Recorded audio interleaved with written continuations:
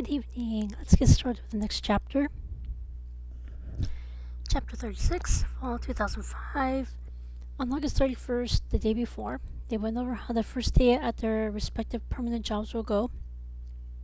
Let me go get some water.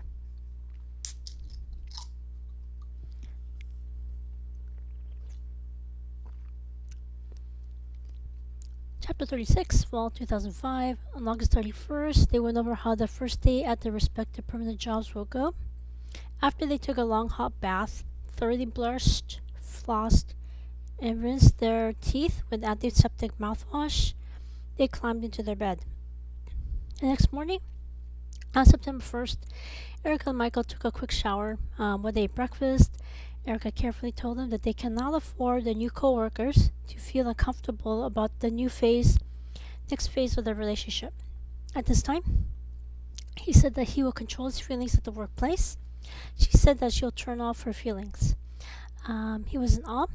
He always wondered how she can just turn her switch off and on like that. After they arrived at this fitness studio, they started a permanent job. When she worked upstairs in the clinic, he worked as office manager at the Adaptive Fitness Center downstairs. Since she worked at the studio in the afternoon, they carpooled in their new car. So at the clinic, she attended her first meeting as a junior staff member. After everyone else went over their agenda, she put forward her proposal to create an updated Endometriosis Awareness Month video.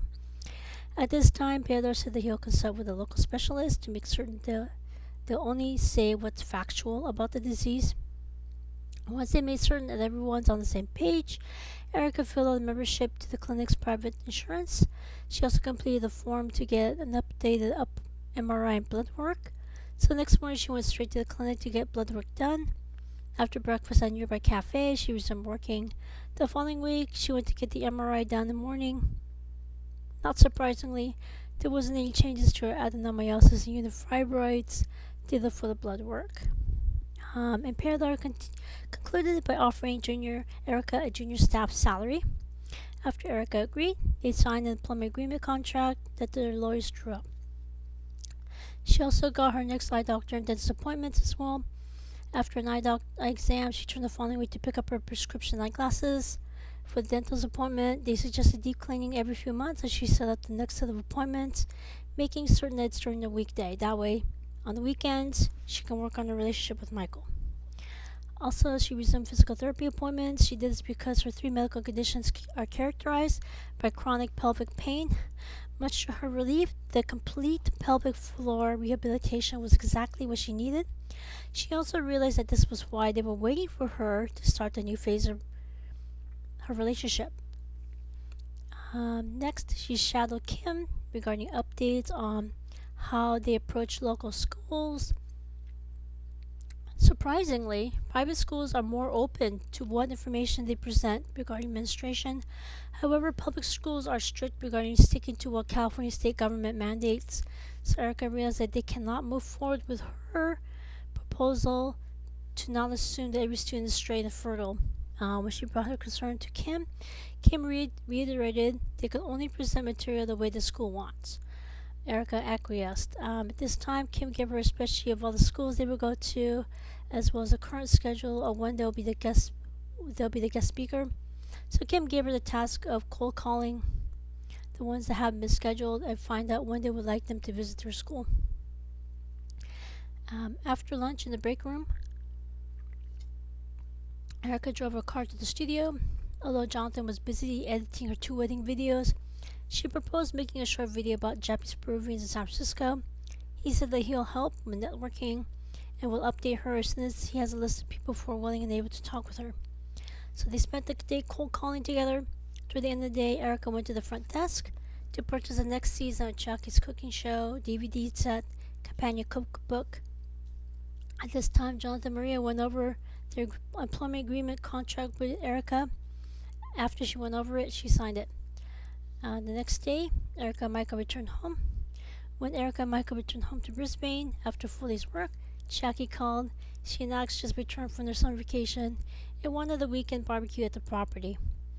Erica told her to count her in, and we'll talk to Michael and get back to her. When Erica drove back to the clinic to pick up Michael, she told him about Chiaki's phone call. His eyes lit up. He immediately called Chiaki. As soon as they returned to the home in Brisbane, they met up with Alex, Chiaki, Devin, and Yennefer. When Chiaki saw that Erica and Michael's wedding rings, she screamed, hugged, congratulated both of them.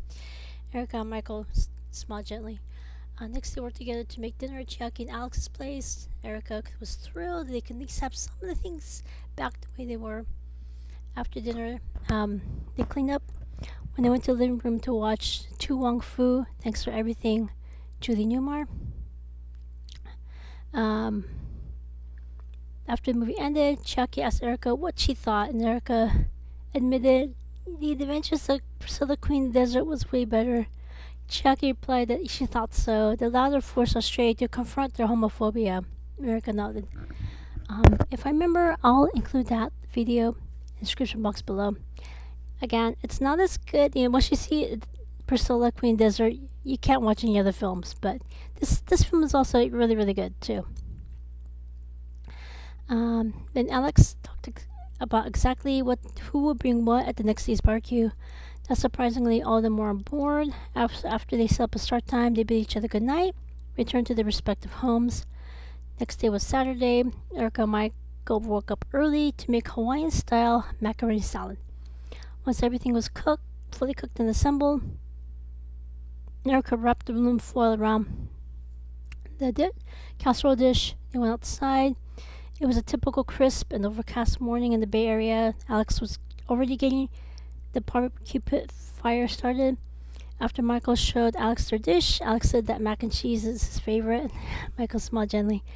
By this time, Devin and Yennefer arrived. Devin brought a yuzu-infused lemon chiffon cake with yuzu citrus curd and yuzu citrus-infused whipped cream. Richard brought homemade linguiça.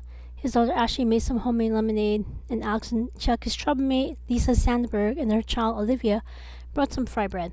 So once the barbecue was ready, they helped set up the picnic table with the cloth, set the table. Although most of the items at the barbecue are things that Erica has eaten before, grilled oysters with butter and garlic were first. After she took her first bite, she was hooked. However, she knew that they are expensive, so she only took a second one. And much to her surprise, the second one was just as good as the first one. The next morning after breakfast, they drove to San Francisco with Richard and Ashley, attended services with Kim and Theodore. They followed with a walk at Golden Gate Park. Much to her surprise, he didn't look at other people this time. Instead, he focused only on her. However, she realized that this is on shaky ground. If they have any problems in their marriage, he could either consider his options or someone else could force their way in. So at the same time, she became vigilant. She surmised this is probably why her father cheated on her mother. She stopped giving him what he needed, so he strayed. That evening, when they were cuddling on the couch, she told him about this. He gasped and covered his mouth. Since his mother's parents are divorced, he knew that this is a sensitive subject for her and offered his emotional support. At this time, Erica also noticed something interesting. Michael has become protective of her. This was something she was secretly hoping would happen during their marriage. She was thrilled that it came true. Next day was Labor Day. Alex drove Chucky, Erica, and Michael to Santa Cruz. While they walked along the boardwalk, Alex and Chucky went to the roller coaster rides. They finished the day trip to the Japanese restaurant at the Pacific Garden Mall. Although they were still under construction from the 1989 earthquake, there were more new buildings. Pacific Garden Mall, They're still under construction from the 1989 earthquake. There were more new buildings, fewer fenced-off areas. Erica looked forward to seeing more progress as the years went by.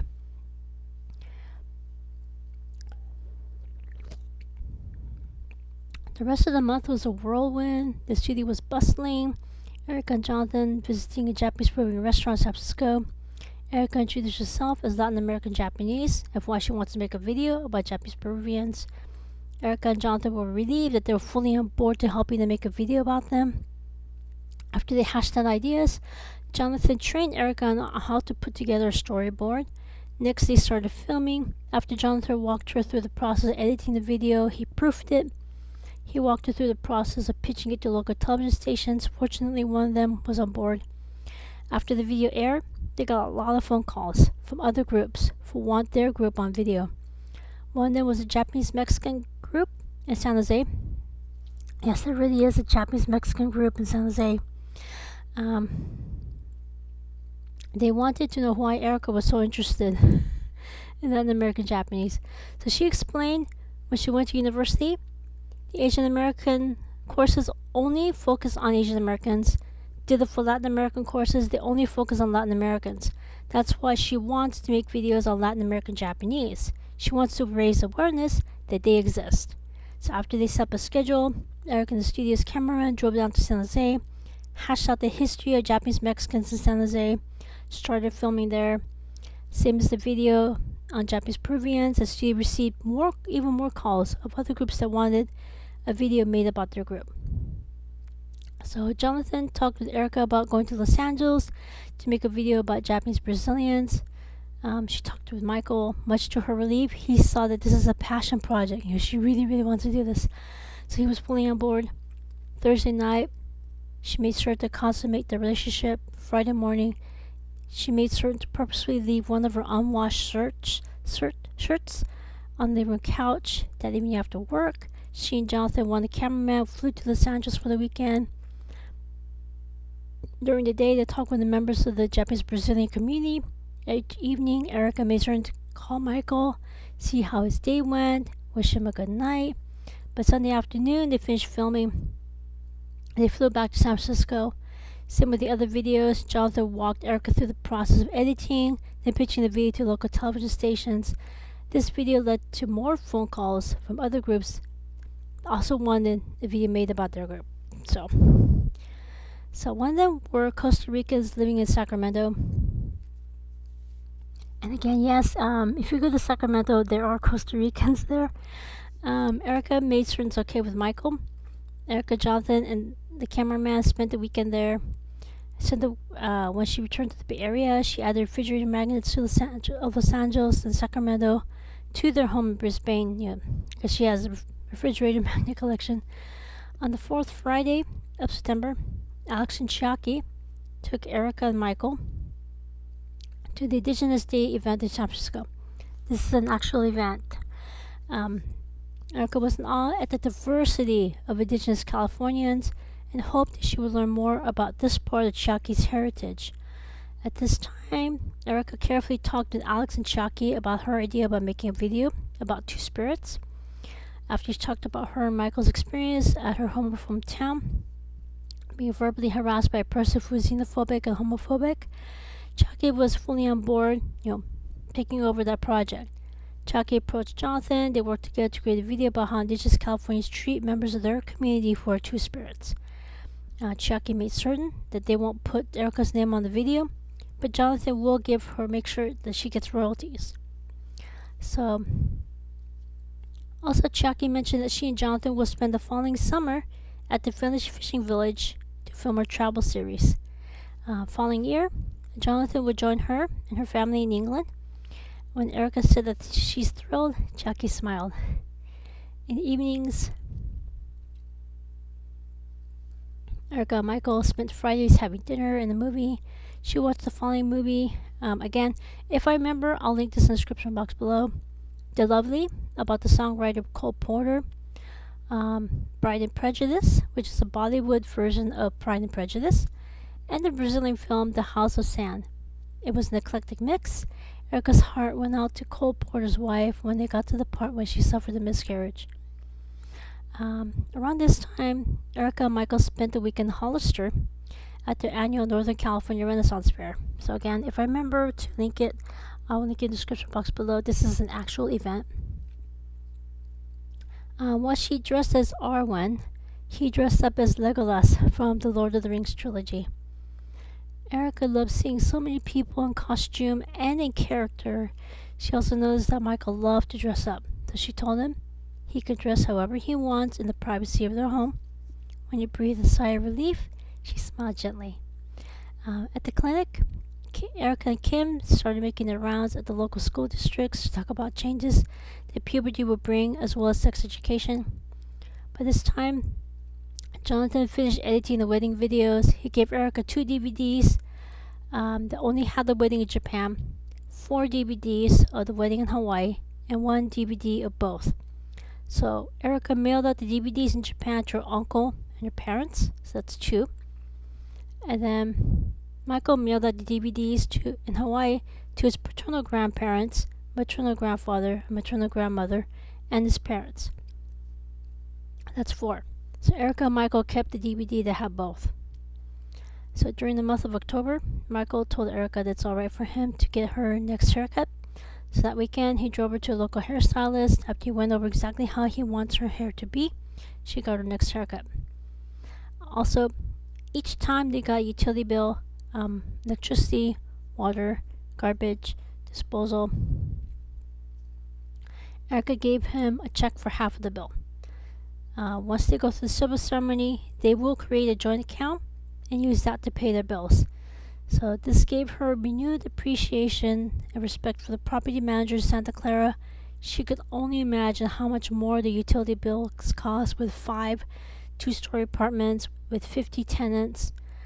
Though she was concerned about the water bill, she appreciated the fact that the solar panels on the roof kept her electric bill as low as possible. Granted, the monthly bill is still high because it does include other fees that could not be reduced regardless of how much electricity they use.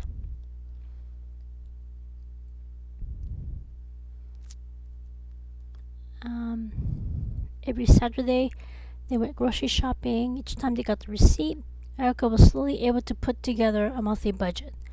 This would be very important once they go through the civil ceremony and they'll be putting an annual income tax together. Mid-October, Erica and Michael celebrate their birthday with his favorite foods. Since his birthday was on a Monday, they celebrate his birthday the weekend before.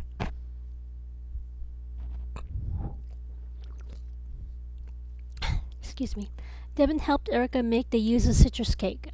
After Richard gave Erica some homemade linguiça, Erica made the rest of his favorite foods, and the friends celebrated Michael's birthday together. Around this time, Peridar told Erica, that one of her uncles would be visiting her during Thanksgiving week. She knew exactly what that meant. After she got the okay from both the clinic and studio to take the entire week off, she went to the studio's front desk, paid for their video making service. She thoroughly cleaned, organized their home in Brisbane. She decorated the living room table with her family's unopened dinnerware set. She had a cameraman follow her while she introduced her home. So she also included a vignette of the community garden and greenhouse. Once they returned to the studio, Erica edited the video herself, recorded it onto a DVD. So when her uncle arrived, she and Peridar's father went to the bank, started transferring money from the sale of her father's home to her uncle's account in Japan. Since it was after 9/11, they could not transfer the entire amount in one go. Instead, she had her bank automatically transfer the next few amounts over the course of 5 years. Before her uncle returned to Japan, she gave him a DVD. She also gave him one of the bigger gift baskets from Hickory Farms. After he gave her, after she gave him a bag of Shiseido products, she carefully asked him to give it to her mother. On the day he was to leave, she drove her uncle back to the airport. She went outside and waited for the plane to take off. A week later, she got thank you letters from her mother and her relatives. They watched the DVD together and was happy that she's living in a nice home. When Erica returned to their home, she explained to Michael what she'll do with the money from the sale of her father's home. So he agreed that he'll continue to send the money, in case anything what happens to her. She nodded. At this time, they both knocked on wood. By this time, it was Thanksgiving. Erica and Michael just joined some of the Murphy family for their Thanksgiving gathering.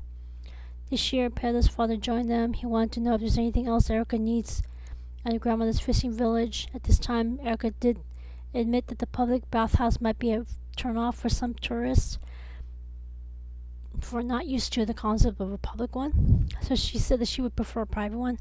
Granted, it would be more expensive. However, some tourists might be willing to shell out a bit more money if it means that they'll get the privacy that they need. So he said that he'll talk with the relatives and find out what needs to be done to add a private one. That evening, Michael asked her what prompted this. She said that she doesn't mind Michael seeing her surgery scars, but she does not feel comfortable having strangers see them. He gasped and covered his mouth. He had to admit, though, that she did have a point. And he also wondered if the same is true for other endometriosis patients such as Shaki. Also, Paylor came shimmy to their table. Paylor asked Erica and Michael about their plans for the following summer. Michael replied they're going to see Broadway. Paylor's eyes lit up. He said that he was born and raised in Manhattan. He hasn't been back since Maria married his childhood friend Gavin Shaw. When Michael made certain with Erica that it's okay to have them join them, the four of them spent the rest of the feast hashing out details of their summer together. Michael would like to spend June attending Pride events. They agreed to spend the first half of July together. So starting the following weekend, Chucky took Erica and Michael to a local fishing and bait shop, get the California State fishing license. After they bought safety vests, put it on, Chucky also gave them equipment such as non-slip, knee-high, waterproof boots, and taught them what they can and cannot harvest and the daily limit. So they also made certain to only go on weekends when the tide is at its lowest. So Erica loves sea urchin roe. Chucky took her to the tide pools, walked her through the process of finding and carefully picking them up, putting them into the shared plastic bucket. Chucky also taught Erica how to carefully crack one open, scoop up the delicious roe. They ate one at the coastline.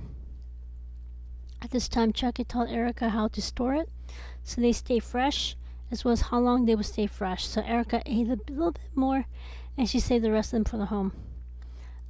Alex and Michael went further to get some abalone. Same with Chucky. Alex taught Michael where to find them, how to make certain they only harvest the ones that are big enough, and the daily limit of those as well. Since Erica loves sea urchin, Alex and Michael also harvested their daily limit so she can have some more. So on the way home, they went to a local fish market, got some sashimi grade salmon tuna. When they arrived home, Erica and Michael made some poke for dinner. On weekends, when the tide was too high, they went to the local public pier and went fishing. Alex taught Michael how to use a fishing rod safely without causing anyone any injury from the hook. Chucky did the same. At this time, Chucky taught Erica and Michael what they can and cannot fish, as well as figure out if they're big enough. For the small fish that they caught, they taught them how to humanely release them back into the bay. After they fished the daily limit, Chucky said she'll make certain that there aren't any parasites and will give them freshly cut, deboned fish. So that winter, Erica and Michael made various prepared fish dishes for dinner. They spent the Christmas at Michael's parents' home in the city. At this time, Michael's parents carefully asked him when they would have their civil ceremony. After they agreed upon January 3rd, January 2nd was a Monday, and government offices were closed on that day. They agreed to be their witness. The clinic, fitness center, and studio have a skeleton crew during those weeks. Since they are junior staff, they don't need to ask for time off. It's only the senior staff who has to be on call during those weeks. So at this time, Erica let them know her new name. Mizushima will be her new middle name. Hashimoto will be her new last name. So her new name will be Erica Mizushima Hashimoto. When Michael said that the new name suits her, she smiled. Erica carefully told him that since they paid for the wedding, she and Michael would pay for the California wedding once that happens. And much to her relief, they agreed. At this time, they hired separate attorneys to put together their prenup agreements. After the exchange agreements, they signed it. If, again, nothing bad happens, it's just a piece of paper. If anything comes up, the agreements will tell them exactly what will happen if their marriage dissolves. So the day before New Year, Erica and Michael hired a local priest, spiritually cleansed, blessed their home. They would have done this sooner, however, they had a lot to unpack when they returned from their summer vacation. So that evening, Erica and Michael cuddled on the couch as they went over the past few years and their plans for their future together. So, any questions, comments, constructive criticisms, asking for clarification, let me know in the comments below, and I shall see you next time. I wish all of you a nice weekend. Take care.